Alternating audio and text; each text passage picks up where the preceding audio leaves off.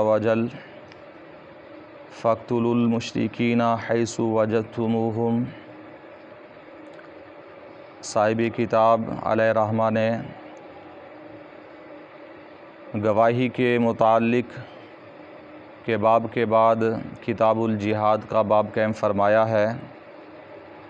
اس باب کے اندر جہاد کے متعلق پیارے آقا علیہ الصلوۃ والسلام کے جو فرامین ہیں وہ بیان کیے جائیں گے، اور قرآن مجید فرقان حمید کی کچھ آیات کا بیان ہوگا۔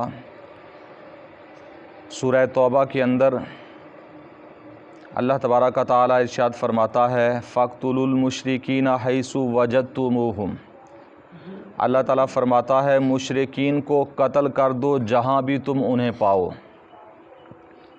حیث وجدتموہم، جہاں تمہیں وہ ملیں، جہاں تم ان کو پالو، تو اللہ تعالیٰ فرماتا ہے کہ انہیں قتل کر دو۔ تو قرآن مجید فرقان حمید کے اندر کچھ ایسی آیات موجود ہیں کہ جو ابتدائی اسلام کے اندر نازل ہوئی تھی، اور جن کا معنی و مفہوم یہ ہے کہ کافروں کو، مشرکین کو معاف کر دو، درگزر سے کام لو۔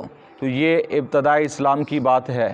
تو مفسرین کرام نے اس چیز کی وضاحت فرمائی، خصوصاً یہ آیت کریمہ سورہ توبہ کی کہ فَاقْتُلُوا الْمُشْرِكِينَ حَيْثُ وَجَدْتُمُوهُم، یہ ان تمام آیتوں کی ناسخ آیت ہے، اور وہ آیتیں جس کے اندر معافی کا ذکر ہے وہ ساری منسوخ ہو چکی ہیں۔ اب حکم یہ ہے اللہ تعالیٰ کا کہ کافروں کو، مشرکین کو جہاں پاؤ انہیں قتل کر دو۔ لیکن یہ اس وقت ممکن ہے کہ جب مسلمان اپنے پیروں پر ہوں، تو اگر کافروں کے ہی غلام بن جائیں تو پھر ان کو قتل کرنا کہاں سے ممکن ہوگا۔ بہرحال یہ میں نے صرف آپ کو ترجمہ بتایا ہے۔ قرآن مجید فرقان حمید کی اس آیت کریمہ کا ترجمہ یہ بنتا ہے کہ مشرکین کو قتل کرو جہاں بھی وہ تمہیں مل جائیں۔ یہ قرآن مجید کی آیت کا ترجمہ ہے۔ اور دوسری آیت کریمہ کے اندر اللہ تعالیٰ فرماتا ہے، سورہ انفال کے اندر یہ آیت کریمہ موجود ہے وَقَاتِلُوهُمْ حَتَّى لَا تَكُونَ فِتْنَةٌ وَيَكُونَ الدِّينُ لِلَّهِ۔ اللہ تعالیٰ فرماتا ہے اور کافروں کو قتل کرو یہاں تک کہ فتنہ ختم ہو جائے۔ کفار نے جو دنیا کے اندر، اس کائنات کے اندر جو فتنہ بپا کیا ہوا ہے، اللہ تعالیٰ فرماتا ہے انہیں اتنا قتل کرو، اتنا مارو، ان کے ساتھ اتنی جنگیں کرو کہ ان کا فتنہ ختم ہو جائے، یہ سر اٹھانے کے قابل نہ رہیں، یہ فساد پھیلانے کے، فتنہ کرنے کے قابل نہ رہیں، حتیٰ کہ اللہ تعالیٰ فرماتا ہے وَيَكُونَ الدِّينُ لِلَّهِ، اور دین خالصتاً اللہ کا ہو جائے۔ یعنی کافروں کو قتل کرو، کافروں کو، مشرکین کو مارو، اور خالصتاً دین کا کام کرو، اس لیے کہ دین خالصتاً اللہ کا ہو جائے، کہ یہ دین کے اندر فتنہ و فساد پھیلانے والے مشرکین، کافر، انہیں قتل کر دو، انہیں دنیا کے اندر جینے کا کوئی حق نہیں ہے۔ اور سورہ بقرہ کی ایک آیت کریمہ کے اندر اللہ تعالیٰ فرماتا ہے کُتِبَ عَلَيْكُمُ الْقِتَالُ وَهُوَ كُرْهٌ لَكُمْ۔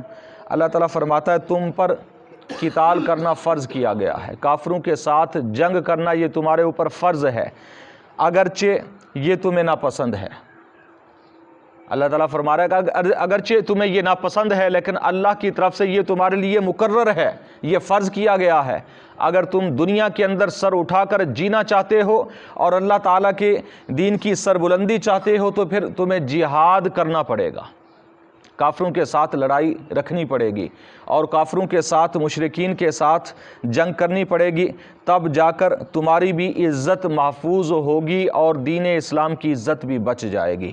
تو یہ اللہ تبارک و تعالیٰ ارشاد فرما رہا ہے کہ اگرچہ تمہیں یہ ناپسند ہے، لیکن اللہ نے تم پر یہ فرض کر دیا ہے۔ اور سورہ توبہ کی ایک اور آیت کریمہ کے اندر اللہ تعالیٰ ارشاد فرماتا ہے وَقَاتِلُوا الْمُشْرِكِينَ كَافَّةً كَمَا يُقَاتِلُونَكُمْ كَافَّةً۔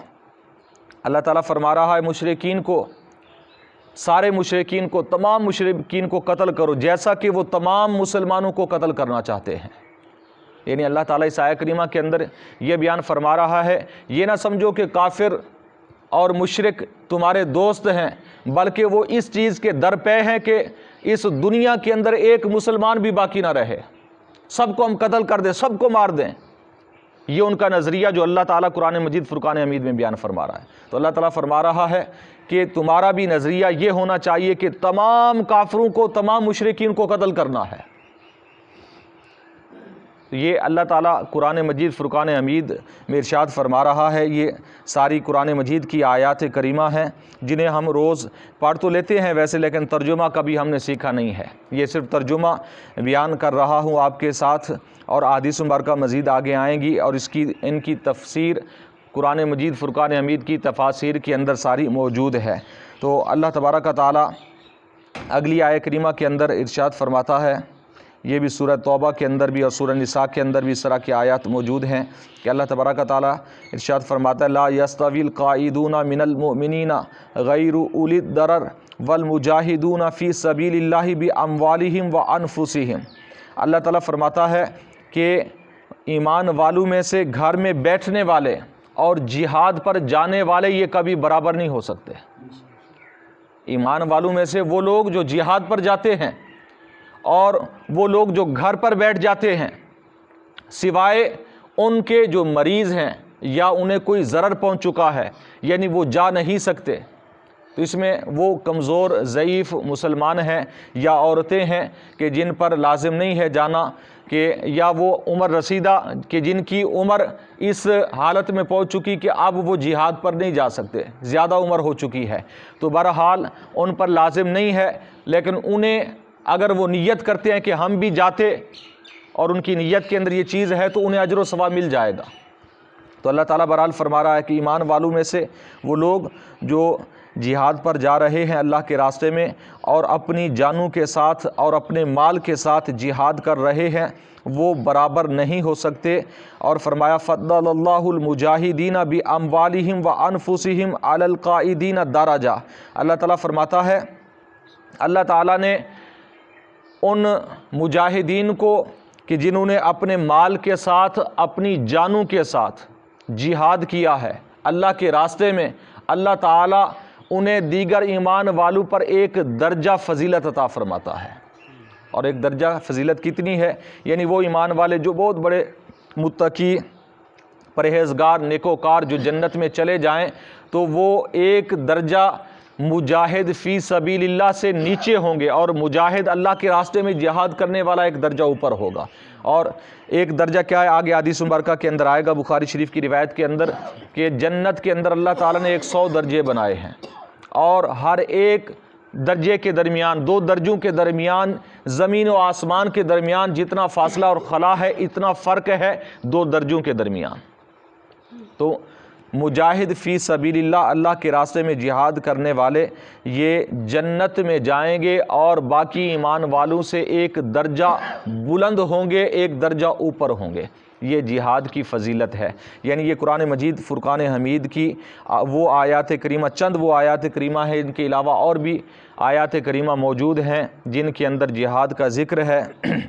اس لیے آج کل یہود و نصارہ اور جتنے کفار ہیں، مشرکین ہیں، وہ قرآن مجید فرقان حمید کے دشمن صرف اس وجہ سے ہیں کہ قرآن مجید کے اندر یہ آیات کریمہ موجود ہیں۔ ان آیات کی وجہ سے وہ کہتے ہیں کہ یہ دین اسلام جی دہشت گرد ہے، اور لیبل لگا دیا دہشت گردی کا، حالانکہ سب سے بڑے دہشت گرد وہ ہیں۔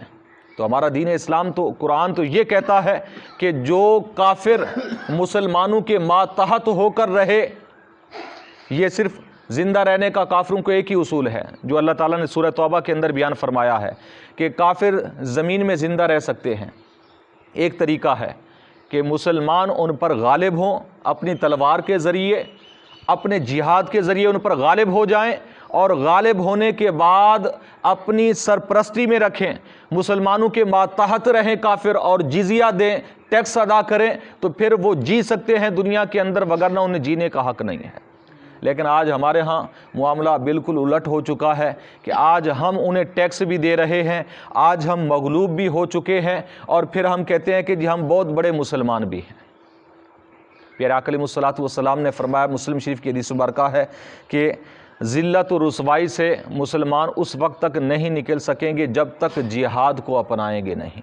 جب تک جہاد کو نہیں اپنائیں گے، جب میری امت آپ علیہ الصلوۃ والسلام نے فرمایا جہاد ترک کر دے گی، چھوڑ دے گی، ذلت و رسوائی اس کا مقدر بن جائے گی۔ تو آج ہم دیکھ لیں ہم کس پستی کے عالم کے اندر مسلمان خصوصاً رہ رہے ہیں۔ کہیں پر بھی مسلمان ہیں، دنیا کی کسی کونے کے اندر بھی، تو وہ دبے ہوئے ہیں اور انہیں ذلیل و رسوا صرف اس وجہ سے کیا جا رہا ہے کہ وہ مسلمان ہیں۔ اللہ تعالیٰ کی بارگاہ میں دعا ہے کہ نبی کریم صلی اللہ تعالیٰ علیہ وسلم کے وسیلہ سے ہم سب کو علم دین سیکھنے کی، سمجھنے کی، عمل